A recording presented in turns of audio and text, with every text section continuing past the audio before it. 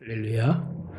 제가 요새 이렇게 세상을 바라보고 있노라면 한 가지 좋은 점은 세상이 빨리 변한다는 것이 어떻게 보면 좋다고도 할 수 있겠습니다만 그런 빠른 속도로 세상이 바뀌어가는 것을 아주 실감합니다.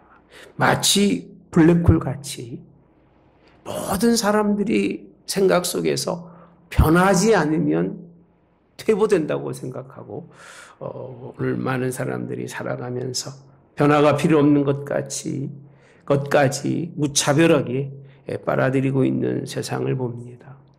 세상의 역사도 변하고 세상의 문화도 그리고 학문도 다 변합니다. 사람도 변하더라고요. 이 좀 천천히 변하면 좋을 텐데 그냥 갑자기 하루아침에 새롭게 변신하고 오는 사람들도 얼마나 많은지 그게 그렇게 유익한 것 같지 않습니다. 성장해서 변화하는 건 아름답지만 성장하지 않고 인위적으로 조합해서 사람의 손이 간 그런 변화는 부자연스럽고 뭔가 거기에는 참 문제가 많다는 것. 전 여러분들께 오늘 이렇게 설명해 드리고 싶습니다. 모든 것이 다 변화해도 변화되지 말아야 할 것이 있다. 모든 세상이 다 안 변한다고 그리고 우기고 살아도 우리는 반드시 변화되어야 할 것이 있다는 사실. 좋은 쪽으로 변화되시기를 그렇게 주님의 이름으로 원합니다. 변화의 가치가 얼마나 큰지 아시기를 주님의 이름으로 원합니다. 부활의 특징은 변화입니다.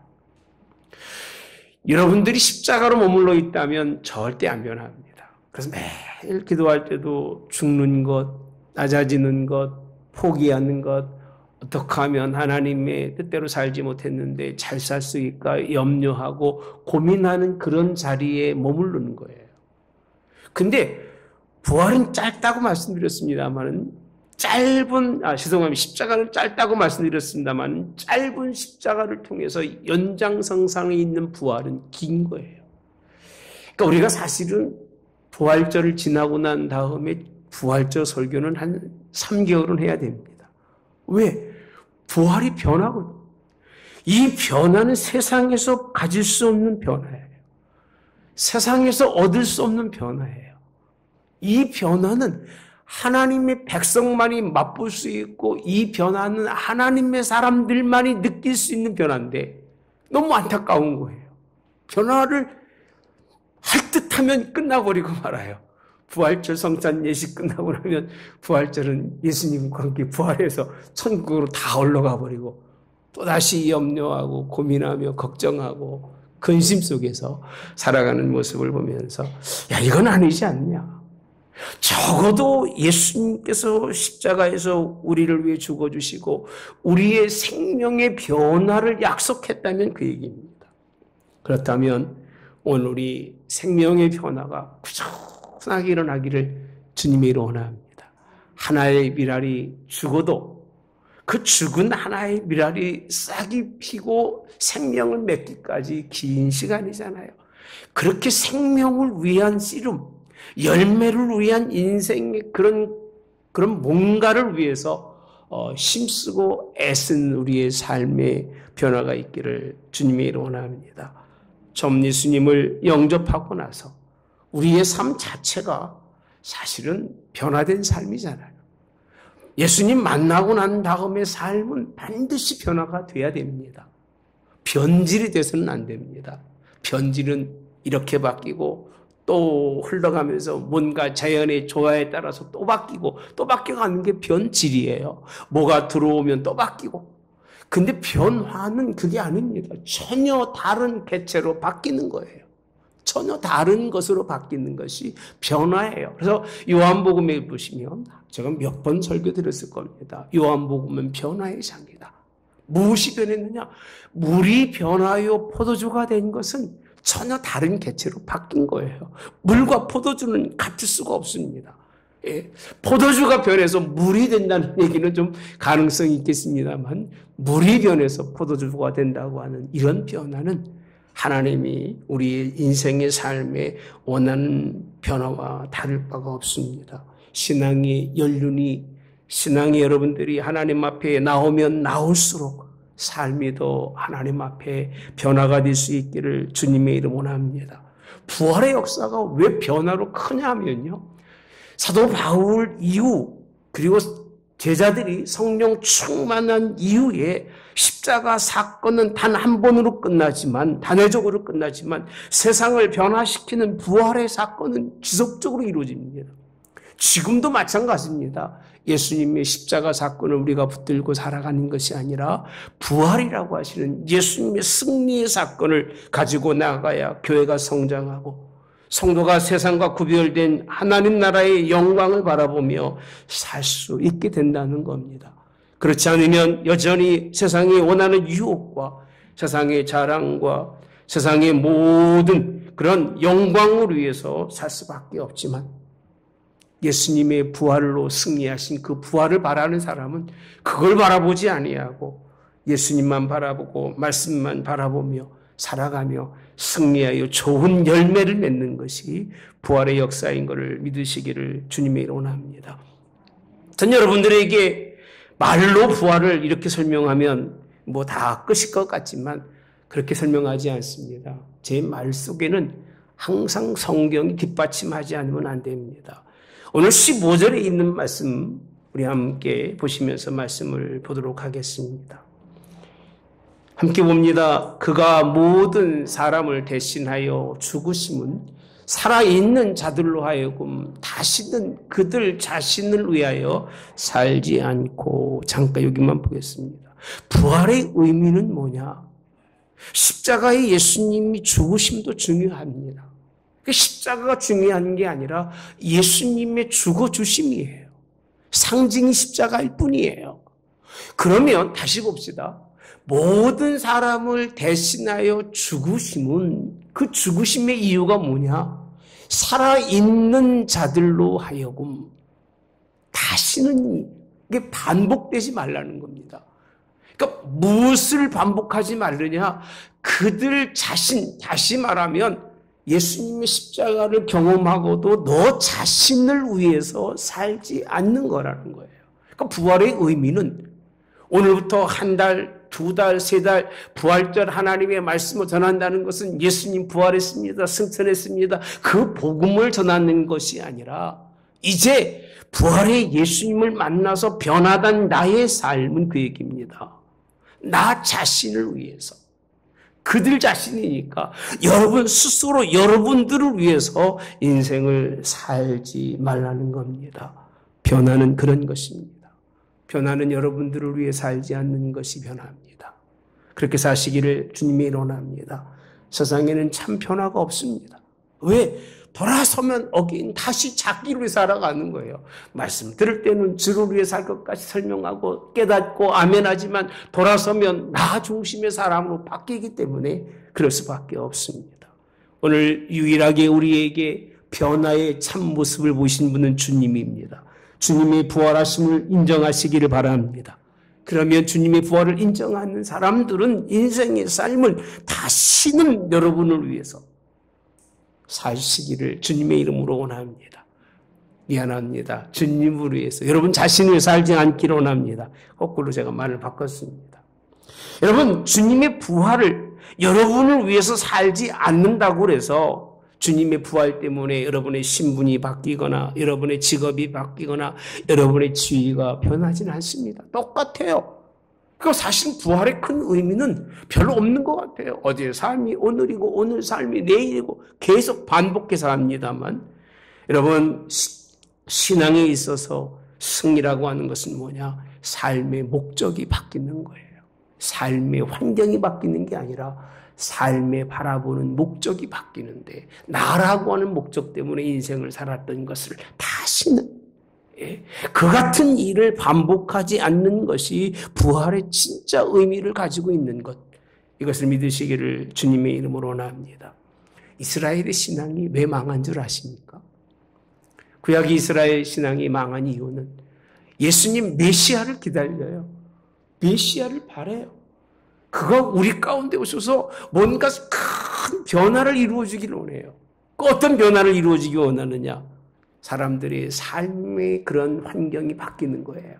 그래서 막 묶였던 자들은 풀려지고 나라에 압박받았던 그런 나라들은 다 망하게 하고 그들 위에 그들이 서게 하고 여러분의 신분이 바뀌고 여러분의 삶의 그런 분위기가 완전히 바뀌는 메시아로 생각했기 때문에 진짜 예수님이 오셨을 때 예수님을 만날 수 있었던 사람이 없었던 거예요. 목적이 예수님을 만나는 목적이 달랐기 때문에 그런 거예요.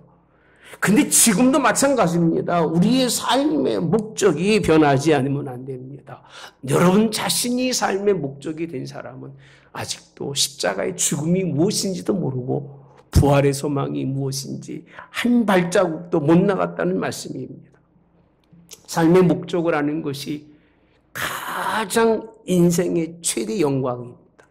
믿어도 되십니다. 여러분 스스로가 삶의 목적이 분명해서 그 인생의 길을 걸어간다면 그 사람은 가장 큰, 가장 아름다운 그런 가치관을 가지고 살아가는 사람. 다시 말하면 최대의 자기 영광이 분명히 있는 사람이라고 생각합니다. 목적 없이 인생을 살아가는 사람, 하루 목적은 여기 두고 다음 목적은 저기 두고 인생을 살아가는 사람에게 있어서 인생은 실패입니다. 목적이 여러분을 위해 살지 마시기를 주님이 원합니다. 여러분의 신앙은 변화가 있으시되 나의 그런 모든 그런 삶 속에 있어서 그럼 무엇을 어떻게 바라봐야 되느냐는 이따 보도록 하고요. 오늘 14절에 보니까 이렇게 표현해주고 있더라고요. 이 일을 우리가 할 수 있느냐? 그렇지 않습니다. 그리스도의 사랑이 우리를 강권하시도다. 우리가 생각하건대 한 사람이 모든 사람을 대신하여 죽었은즉 모든 사람이 뭐한 것이다? 죽은 것이다 라고 말씀합니다. 모든 사람이 자기를 바라보는 곳에서 죽는 것, 그것을 아는 것, 그것이 그리스도의 사랑을 강권받은 사람만 아는 거예요.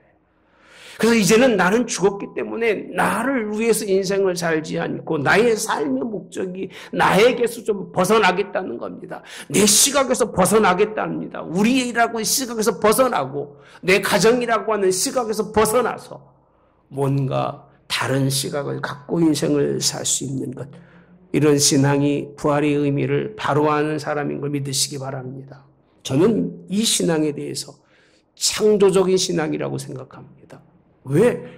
죽은 것도 어려운 건데 죽었다가 다시 살아나는 것 이거는 세상에 그 누구도 할 수 없는 일입니다. 목적이 바뀌는 것은 창조적 하나님을 깨닫고 만나는 것입니다. 성경의 말씀에 보면 하나의 영혼이 뭐보다 귀하다 그러죠? 천하보다 귀하게. 그냥 아무나 두고 한 영혼이 아닙니다.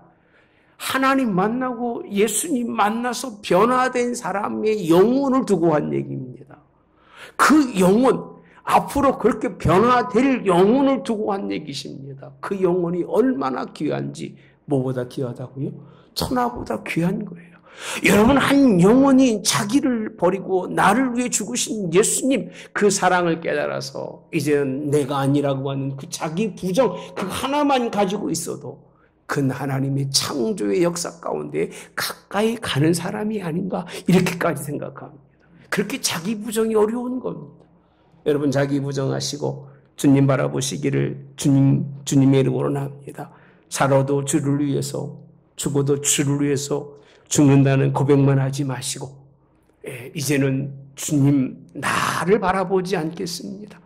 나 밖에 있는 무언가를 바라볼 수 있는 그런 사람이 되겠다고 하는 그런 신앙의 고백이 되어지기를 주님의 이름으로 원합니다. 이런 신앙을 가지고 살아가면 손해보는 것 같지만 그렇지 않습니다.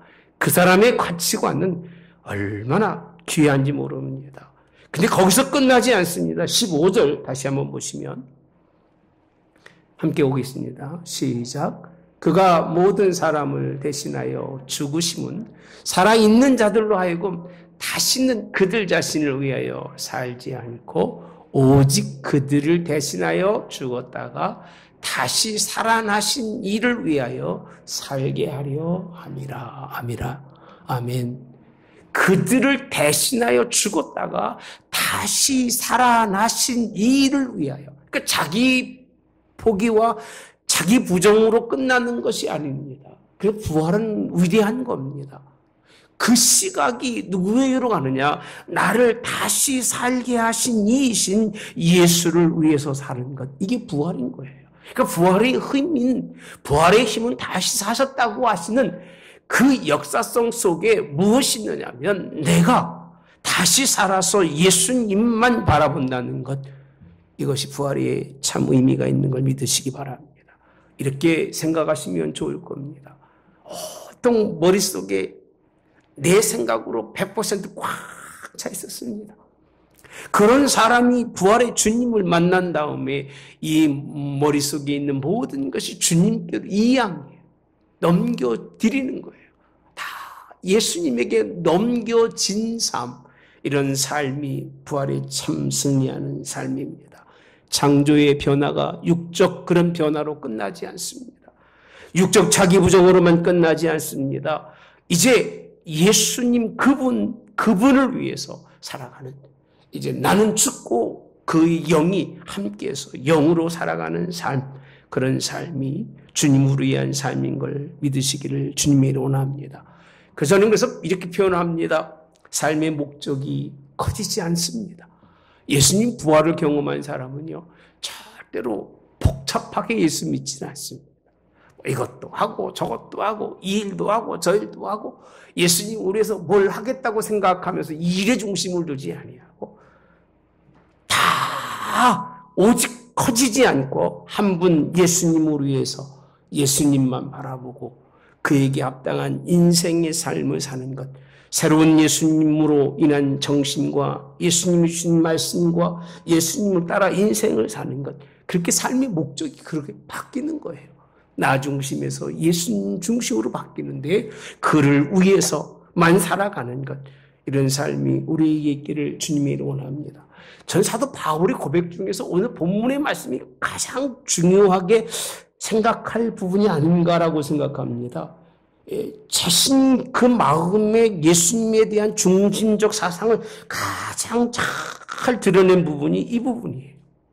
그의 사역의 원동력과 그의 사역의 최종 목적이 무엇이냐면 그냥 예수님을 위해서 하는 거예요. 얼마나 단순합니까? 얼마나 간단합니까? 근데 이 사실은 부활의 주님을 만나지 않고는 그렇게 살 수 없다는 겁니다. 부활의 주님과 동행하지 않고서는 이런 삶을 살 수가 없어요. 예수님과 더불어 살지 못하면 잠깐이면 또 놔두고 나를 위해 살고, 또 놔두고 세상을 위해 살고, 또 놔두고 우리를 위해 사는 거예요. 우리를 위해 살 이유가 없습니다. 여러분, 한 사람 한 사람은 누구를 위해서? 예수님만 바라보고 우리의 시각이 굉장히 좁아서 예수님밖에 보이지 않는 그런 인생을 살아가시기를 주님의 이름으로 원합니다. 과거에는 저 스스로를 돌아보아도 뭔가 부족함이 없는, 잘 알고 알 만큼은 아는 사람이라고 생각했습니다만은 예수님 만난 다음에 내가 알고 있는 것은 아무런 가치가 없어요. 나의 경험도 나의 암도 무가치한 거예요. 그냥 예수님이 계신 그것만으로도 그것이 우리의 삶의 목적이고 그것만으로도 오늘 우리의 삶의 모든 것인 걸 믿으시기를 주님의 이름으로 원합니다. 로마서 14장 8절에 우리가 살아도 주를 위하여 살고 죽어도 주를 위하여 죽나니 그러므로 사나 죽으나 우리가 누구 것이다? 주의 것이로다. 그러니까 살아도 주의 것, 죽어도 주의 것, 주님만 바라볼 수 있기를 주님의 이름으로 합니다. 이제는 여러분들이 무엇을 위해 살 것인가가 문제 아닙니다. 누구를 위해 살 것인가가 인생의 고민이 되기 바랍니다. 무엇을 위한 수단을 위해 살지 마시고 예수님이라고 하시는 그분을 위해서 살아가시는 마음에 확정 짓는 부활의 큰 의미를 여러분 깨우쳐 주시기를 주님의 이름으로 원합니다. 이게 부활의 진짜 의미예요. 내가 예수님, 부활하신 주님을 위해서 나의 삶을 다 드리겠노라는 믿음의 결단이 있지 않고서는 부활은 절기로 끝나는 거예요. 한 절기. 절기로 부활을 맞추지 마시고 새로운 신분에 대해서 주님과 함께 살아가는 여러분 되시기를 주님의 이름으로 원합니다. 육적인 사람이 영적인 하나님의 나라를 바라볼 수 있는 영의 주도함 받아서 살 수 있는 여러분 되시되 누구를 위해서 다시 사신 이를 위해서 여러분들을 살게 하신 이를 위해서 살아가시기를 주님의 이름으로 원합니다. 17절에 있는 말씀 오늘의 아마 말씀의 가장 중요한 핵심이라고 생각합니다. 함께 우리 한번 볼 수 있도록 하겠습니다. 시작. 그런즉 누구든지 그리스도 안에 있으면 새로운 피조물이라 이전 것은 지나갔으니 보라 새 것이 되었도다. 아멘. 여기서 하시는 말씀이 중심이 뭐예요? 그리스도 안에 있으면 이렇게 되어 있습니다. 아니 다른 어떤 것도 없어요. 예수님 안에 있으면이에요. 부활의 큰 의미는 주님만 바라보고 주를 위해서 살아가는데 우리가 주를 위해서 산다는 표현을 뭐라고 표현하고 있냐면 그리스도 안에 있으면이라고 표현한 거예요. 그리스도 밖에 있는 사람들은 부활을 경험한 새 사람이 아니라는 겁니다. 오직 누구 안에 있어야 돼요? 그리스도 안에 있는 사람이 무슨 피조물이에요? 새로운 피조물, 다시 지음을 받은 사람이라는 거예요. 애초에 제가 처음 설명할 때 그런 말씀 드렸잖아요. 부활의 역사 속에서는 창조적 하나님의 역사가 있다. 새로운 피조물이에요. 옛 피조물이 아니라 땅에서 볼 수 있는 피조물이 아니라 하나님만이 만들어 놓으신 영적 하나님의 사람, 성경 영적이라는 표현은 없습니다만 영의 하나님의 사람, 그런 피조물로 하나님이 지어지시는 걸 믿으시기를 주님의 이름으로 원합니다. 성령입니다. 완전히 뒤바뀌는 거예요. 어디 안에 있으면? 예수님 안에 있으면 다른 조건이 필요가 없어요. 예수님 안에 있으면 그 얘기예요. 근데 그것도 뭐 될 수 있는 사람 없는 사람이 없어요. 누구든지예요. 누구든지. 그냥 죽음을 인정하고 부활하신 주님만 바라보고 내가 예수님 안에 있기 원합니다라고 하는 사람은 누가 된다고요? 새로운 피조물이 됐는데 이렇게 표현합니다. 외치는 이 목소리가 얼마나 큰지 모릅니다. 이전 것은 지나갔으니 선포입니다. 보라는 거예요. 뭐가 되었도다? 새 것이 되었도다. 할렐루야. 봐라 한번. 세상에 이런 역사가 일어날 수 있는지 한번 생각해 보라 그 얘기예요. 인생 살아가면서 자기중심적이고 주님 바라보지 않고 인생을 살아가는데 그 사람이 변화한다는 걸 믿을 수 있겠냐 그 얘기예요. 그런데 변화되지 않을 것 같은 사람이고 저 사람은 영원히 손가락질 받은 사람 같은데 예수님 만나서 예수님만 바라보니 예수님이 그 안에 그가 예수님 안에 계시니 이가 누가 되었어요? 새 것이 되었다. 할렐루야. 새로운 피조물이라고 그렇게 말씀해 주고 계시는데 이건 공포입니다. 여러분 새 것, 새로운 피조물이 되어지시기를 주님의 이름으로 원합니다. 그래서 오늘 본문에 있는 말씀의 가장 중요한 핵심은 그리스도 안에 있으면이에요. 그가 죽으셨다가 다시 사시고 부활하신 주님, 모든 것에서 승리하신 그분을 믿는 여러분들, 여러분이 그 안에 있으면 이런 하나님의 새로운 피조물로 승리하는 인생의 삶을 사는 걸 믿으시기를 주님의 이름으로 원합니다. 요한복음 15장 말씀에 보면 내 안에 거하라. 나도 너희 안에 거하리라. 할렐루야. 내 안에 거하라. 나도 너희 안에 거하리라.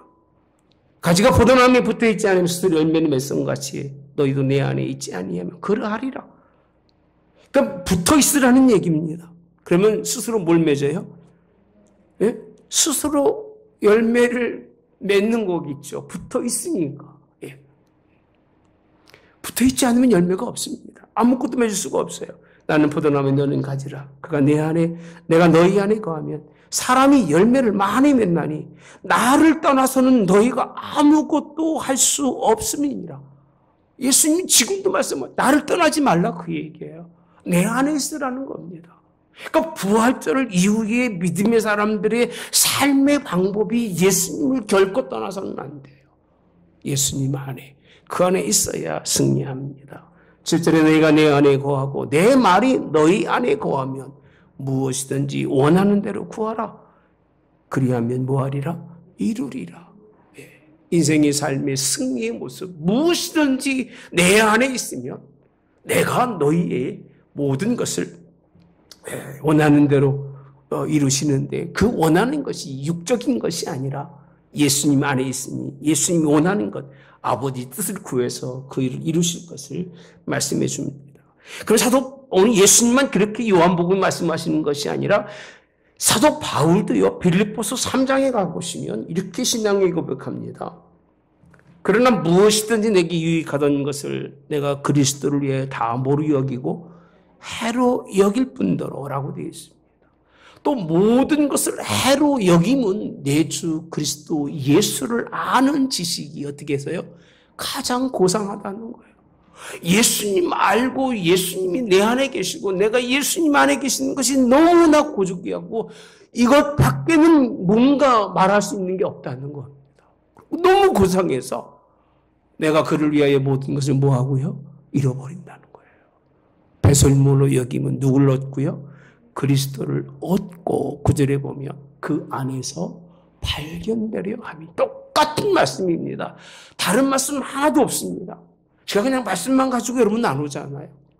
예수님이 너희 누구든지 그리스도 안에 있다는 이 표현을 사도 바울은 이렇게 표현하고 있는 거예요. 그 안에서 발견된다는 거예요. 이런 역사가 있기를 주님의 원합니다. 그 안에서 발견된다. 그러면서 내가 가진 의는 율법이 난 것이 아니요 오직 그리스도를 믿음으로 말미암은 것이니 곧 믿음으로 하나님께로부터 난 의라. 10절에 있는 말씀 제가 쭉 그냥 읽어드리겠습니다.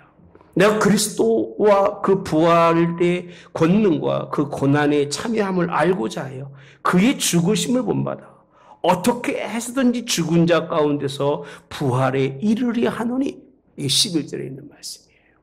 어떻게 하든지 간에 그 고난만이 아니라 부활을 이루는데, 부활을 이루는 게 뭐예요?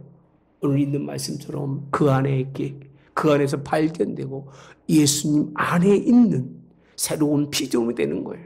12절에 보시면 이미 얻었담도 아니요 온전히 이루었담도 아니라 오직 내가 그리스도 예수께 잡힌 바 된 그것이에요. 잡혀진 거예요. 그것을 뭐 하려고? 잡으려고 달려가노라라고 그렇게 신앙에 고백하고 있는 부분이 오늘 사도 바울의 고백입니다. 이런 역사가 있기를 주님의 원합니다. 제가 오늘 결론적으로 드리고 싶은 말씀은 십자가를 바라보고 인생을 살아갔을 때 제자들은 다 패반하고 도망갔습니다. 누구 하나 예수님의 십자가 같이 진 사람 하나도 없잖아요. 그런데 누구는요? 부활 후에 제자들은 예수님과 함께 인생의 삶을 사는데 그 이유가 부활은 그와 함께 있는 겁니다. 그가 그 안에, 내가 그 안에 있어서 하나님의 역사를 이루는 것, 이 말씀 믿으시기 바랍니다. 이거를 잡으려고 이것 때문에 다 버리고 오직 이것만을 위하여. 그래서 십자가의 그런 예수님도 중요하지만 오늘 본문에 있는 말씀, 예수님과 함께 있는 여러분들의 신앙, 거기에서 떠나지 않으려고 몸부림치며 그 안에 거하고자 원하는 신앙이 부활신앙이라고 저는 믿습니다. 이 신앙이 저와 여러분에게 있기를 주님의 이름으로 원합니다. 오늘 본문에 있는 말씀 또 한번 보시면 16절에 있는 말씀입니다. 16절을 띄고 17절로 갔거든요. 이렇게 표현합니다. 그러므로 우리가 이제부터는 어떤 사람도 육체를 따라 알지 아니하노라라고 되어 있습니다. 비록 우리가 그리스도도 육체를 따라 알았으나 이제부터는 그같이 알지 아니하노라라고 말합니다. 육체를 따라 알지 않겠다는 겁니다. 그러면 무엇을 따라 아느냐? 오늘 하나님의 말씀에 예수님이 부활하시는 그 소망을 따라 이제는 예수님을 알기 원하는 사도 바울이 이 말씀을 쓰면서 부활을 깨닫는 후부터라는 뜻입니다.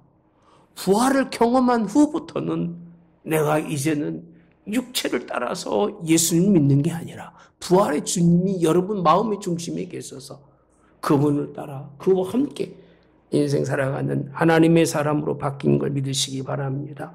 주를 영접한 이후에는 저는 새로운 가치관을 가지고 살아야 됩니다. 새로운 가치관을 가지고 사물을 바라보며 세상을 바라봐야 됩니다. 육체적 판단 기준은 다 버리시고 세상의 모든 기준을 다 버리시며 오직 예수님 그분만 바라볼 수 있기를 주님의 이름으로 원합니다.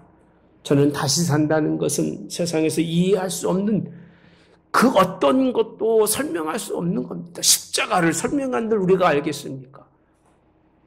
알 수 있을까요? 누가 아파가지고 굉장히 고통스러운데 얼굴을 보면 되게 아픈 것 같아요. 그 아픔이 내 아픔인가요? 네? 해가 돌아가시네. 하긴 여기 다 좋은 분들 계셔가지고 부인이 아프면 남편도 같이 아프고 남편이 아프면 부인도 같이 아프고 그러실 것 같아요. 그냥 아프다는 것만 알지 그 고통, 페인 그거는 내가 느끼는 거예요. 부활은 오죽할 거라고 생각합니다. 그럼에도 불구하고 예수님의 십자가를 다시 그렇게 재론하지 않습니다. 그리고 또 한 가지는 뭐냐면 부활의 현상에 대해 설명하지 않아요. 뭐 우리 같으면 부활을 하면 보면 뭐 천국도 가보고 뭐 이래가지고 막 얼마나 과장되게 얘기를 많이 합니까? 진짜 부활은요 그렇게 과장되게 설명하는 게 아니에요. 그 십자가의 죽음을 온전히 이루신 예수님, 할렐루야. 그리고 부활로 승리하신 예수님, 그분을 바라보는 것이 그분과 함께 인생을 살아가서 그분 안에 있어서 새로운 피조물이 돼서 예수님 닮는 승리의 사람이 되는 것. 이것이 부활의 참 뜻이고 참 의미가 아닌가 이렇게 생각을 합니다. 새로운 피조물로 주를 위해 사시기 바랍니다. 할렐루야. 새것이 되시기를 주님이 원합니다. 우리 육은 갈수록 후퇴하나 우리의 속은 날마다 새로워지는 역사가 있기를 주님의 이름으로 원합니다. 그러면서 18절과 19절에 있는 말씀해 보시면 이렇게 설명한 다음에 모든 것이 하나님께로 났으며 그가 그리스도로 말미암아 우리를 자기와 모하게 하시고 화목하게 하시고 또 우리에게 화목하게 하는 직분을 주셨으니 라고 설명합니다. 아니 부활과 무슨 관계가 있고 십자가가 무슨 관계가 있길래 결국은 십자가와 부활과 예수님과 더불어 살아가는 인생의 삶 속에 가장 중요한 우리의 삶의 수단 무엇을 위해서 예수님 우리에 살지만 예수님 때문에 살지만 우리는 무슨 직분이라고요? 화목하게 하는 직분이에요. 할렐루야. 이런 역사가 있기를 주님의 이름으로 원합니다. 19절에 곧 하나님께서 그리스도 안에 계시사 세상을 자기와 화목하게 하시며 하나님도 예수님 안에 계시는 거예요. 예수님 누구와 함께 있어요? 우리와 함께 있는 거잖아요. 그러니까 하나님은 예수님 안에 우리는 예수님은 하나님 안에 우리는 예수님 안에 같이 있는 거잖아요. 그러면서 하신 말씀이 그 가운데 사시는 것은 화목하게 하시며 그들의 죄를 그들에게 돌리지 아니하시고 화목하게 하는 말씀을 우리에게 모아셨다 부탁하셨다고 말씀해 주고 있습니다. 결국은 이 부분이 가장 중요한 부분이 아닌가. 직분이라는 그런 모습으로 오늘 본문의 말씀을 보아서는 안 됩니다. 예수님의 십자가와 부활을 통해서 예수님이 이루고자 하신 목적은 화목이에요. 원수되었던 우리를 하나님의 백성으로 삼으시고 예수님이 우리 가운데 오셔서 우리를 그렇게 삼으셨어요. 그럼 우리도 부활의 주님을 만난 다음에는 원수가 없어야 돼요. 예, 화목하게 하고 화목하게 하는 하나님의 말씀을 여러분들의 입술로 전해서 세상에 하나님의 이 복음이 증거되는 역사가 있기를 주님의 이름으로 원합니다. 예수님 믿고 새 사람 됩시다. 할렐루야. 새 사람 되어서 여러분 세상을 변화시킵시다. 변화시키는 방법은 화목밖에 없습니다. 싸움과 전쟁과 미움과 다툼 속에 화목해 하시는 예수님의 그 사건이 함께 하셔서 그 화목으로 이제는 더 나아가 사랑할 수 있는 그런 역사가 있기를 주님이 이루어 합니다. 교회가 화목해서 사랑으로 변화하기를 원합니다. 모든 사람들이 변화되어서 힘들고 어려울 때에 하나님 은혜 가운데 화목함으로 말미암아 승리할 수 있기를, 새로운 피조물로 하나님의 이 가치성을 높이며 나아가 승리하는 하나님의 모든 성도가 되어지기를 주님의 이름으로 원합니다. 기도하겠습니다. 좋으신 하나님 감사합니다. 오늘도 저희들 하나님의 말씀 5장을 나누었습니다. 6장에 가서는 더 큰 우리의 삶에 화목하게 하는 방법들에 대해서 설명해 주고 있습니다. 이 화목해 하는 직분이 비방받지 않게 하려고 어떤 인생을 살아야 하는지를 3절에서부터 쭉 설명하고 있습니다. 그런 삶이 우리에게 있기를 기도합니다. 그렇게 하나님 보라 새 것이 되었더라고 하는 스스로를 향해서도 그렇게 자신을 외칠 수 있대. 나중심적에서 벗어나서 오직 주님만 바라보는 것 끝나지 않고 그가 우리 안에, 내가 그 안에 있는, 그래서 절로 열매 맺는 하나님의 성도들 될 수 있도록 인도하여 주시옵소서. 이게 부활의 의미입니다. 오늘 이 의미를 꼭 붙들고 가서 나만 변화되는 것이 아니라 화목해 하는 사건을 통해서 이 세상이 변화를 이끌어갈 수 있는 그런 교회와 성도들 될 수 있도록 주님이 은혜 위에 은혜 베푸시기를 예수님의 이름으로 기도하옵나이다. 아멘. 지금은 우리 주 예수 그리스도의 은혜와 하나님 아버지의 극진하신 사랑하심과 성령의 교통내주 역사하심에 함께하심에 축복하심이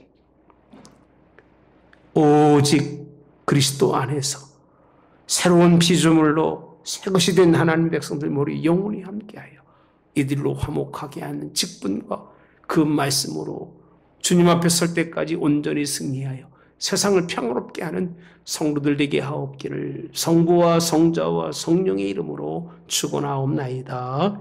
아멘.